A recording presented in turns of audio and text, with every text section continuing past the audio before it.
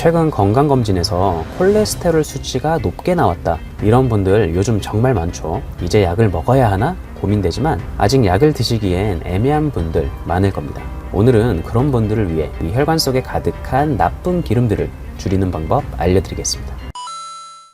콜레스테롤이 조금 높다, 이 말을 대수롭지 않게 넘기면 위험할 수 있습니다. 이 콜레스테롤은 처음엔 아주 조용히, 그리고 눈에 띄지 않게 쌓이기 시작하는데요. 혈관벽 안쪽에 지방과 노폐물이 서서히 달라붙으면서 마치 싱크대 배수관에 기름때가 끼듯 혈관이 조금씩 두꺼워지고 좁아지게 됩니다. 이렇게 쌓인 덩어리를 플라크, 죽상반이라고 부르는데, 플라크가 커질수록 혈관이 점점 좁아지고 결국 혈관이 막히는 사고로 이어질 수 있는데요. 심장으로 가는 혈관이 막히면 심근경색, 뇌로 가는 혈관이 막히면 뇌졸중이 생깁니다. 무서운 건 이 모든 과정이 아무런 통증이나 전조 증상 없이 조용히 진행된다는 거죠. 혈관이라는 건 절반 이상 좁아질 때까지도 별다른 신호가 없거든요. 그래서 아무런 생각 없이 방치하다 보면 아침에 멀쩡히 출근 준비를 하다가 갑자기 가슴을 부여잡고 쓰러지거나, 아니면 갑자기 말이 어눌해지고 한쪽 팔다리가 마비되어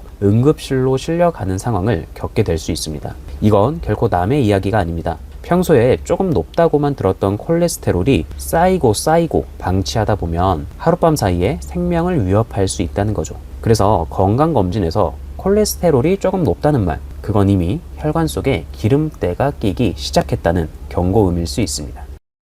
콜레스테롤이 높다고 하면 대부분 기름진 음식 때문이지 라고 생각하시죠? 맞습니다. 기름지고 달고 가공된 음식은 분명한 원인입니다. 튀김, 햄버거, 가공육에 들어있는 이 포화지방과 트랜스지방은 나쁜 콜레스테롤인 LDL 수치와 중성지방 수치를 높입니다. 문제는 이런 음식들을 계속해서 먹을수록 간도 같이 지친다는 거예요. 간은 콜레스테롤을 세포막, 지용성 호르몬, 비타민 D를 만드는데 사용하는 중요한 물질로 인식합니다. 그런데 스트레스, 수면 부족, 음주 등이 반복되면 간이 콜레스테롤 생산을 과도하게 늘립니다. 즉, 음식으로 들어오는 나쁜 지방과 몸 안에서 스스로 만들어내는 콜레스테롤이 같이 늘어나면서 수치가 올라가는 거죠. 결국 높은 콜레스테롤의 진짜 원인은 기름진 음식 한 가지가 아니라 잘못된 식습관, 간의 피로, 스트레스가 겹친 결과입니다. 따라서 콜레스테롤을 낮추려면 단순히 기름진 음식 줄이기로는 부족한 것이죠.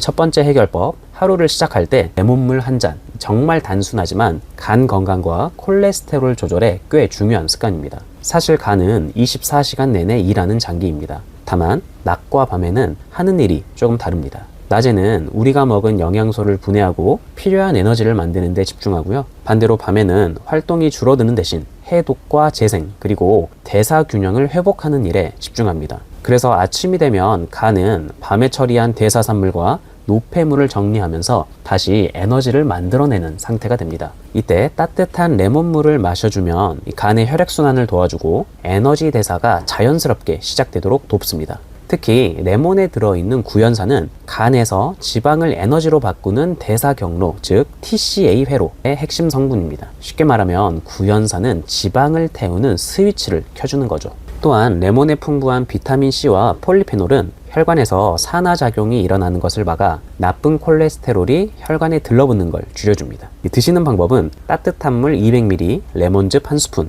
이때 물의 온도는 너무 뜨거운 물보단 손으로 잡았을 때 따뜻한 정도가 좋고요. 공복에 드셔도 되지만 위가 약한 분들은 식후에 드시는 걸 추천드립니다. 신맛만 느껴지는 게 싫다면 꿀을 반 티스푼 정도 섞는 것도 좋겠죠. 이런 작은 습관이 꾸준히 하면 간의 피로도 풀어주면서 콜레스테롤 대사도 안정시키는 효과를 기대할 수 있습니다. 이 두 번째 해결법은 좋은 지방을 섭취하는 것입니다. 저는 올리브유를 추천드리는데요. 지중해 지역 사람들이 심혈관 질환 사망률이 낮은 이유, 바로 이 올리브유 덕분이라고 알려져 있습니다. 그런데 많은 분들이 아직도 이렇게 물어보세요. 기름이 문제라는데 기름을 또 먹으라고요? 네, 기름에도 종류가 있습니다.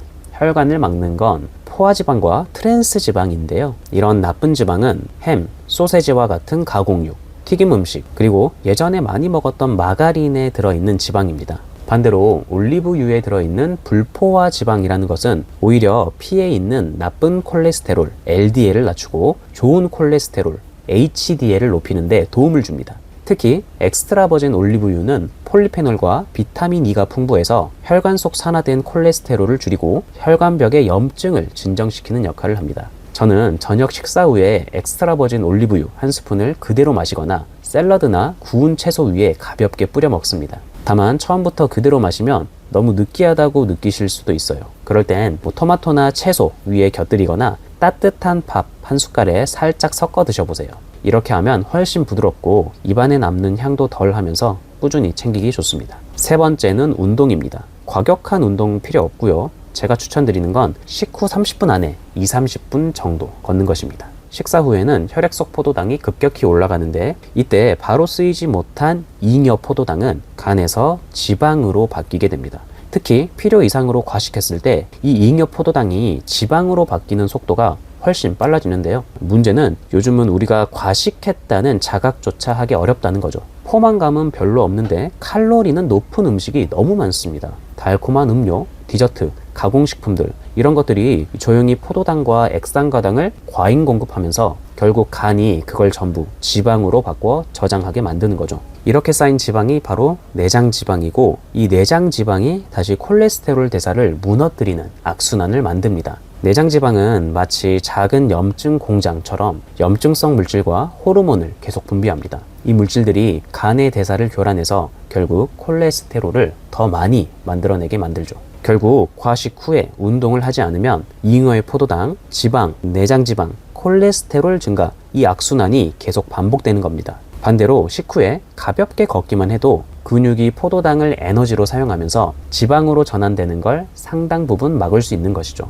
그리고 단순히 걷기만 하는 것보다 계단 오르기나 근육을 자극하는 간단한 스트레칭을 5분이라도 같이 해주시면 좋은데요. 다리에 있는 크고 작은 근육들을 자극해주면 그만큼 포도당 소비량이 훨씬 늘어납니다. 우리 몸에서 포도당을 가장 많이 사용하는 기관 중 하나가 바로 근육이죠. 근육이 움직일수록 혈액 속 포도당이 빠르게 에너지로 쓰이고 그만큼 지방으로 쌓이는 게 줄어들겠죠. 건강은 거창한 변화가 아니라 작은 습관 하나를 꾸준히 이어가는 힘에서 시작됩니다. 오늘 영상이 도움이 되셨다면 좋아요와 구독으로 이 건강 루틴을 함께 만들어가면 좋겠습니다. 다음에 더 좋은 건강 정보로 찾아뵙겠습니다. 오늘도 행복한 하루 되세요.